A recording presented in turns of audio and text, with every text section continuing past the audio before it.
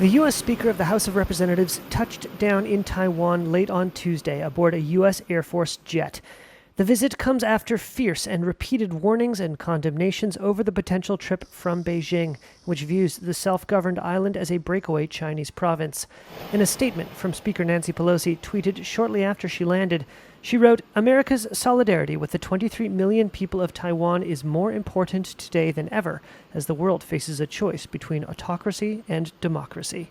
The visit by the speaker pushed relations between Washington and Beijing to a new low. China views visits by U.S. officials to Taiwan as sending an encouraging signal to the pro-independence camp on the island.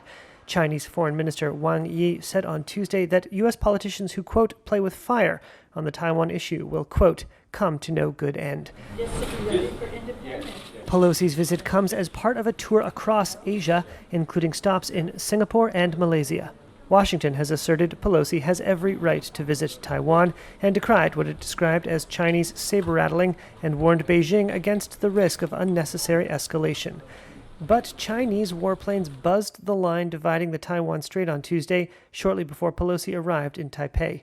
Meanwhile, 4 U.S. warships, including an aircraft carrier, were positioned in waters east of Taiwan on what the U.S. Navy called routine deployments. Washington has no official diplomatic relations with Taiwan, but is bound by U.S. law to provide the island with the means to defend itself.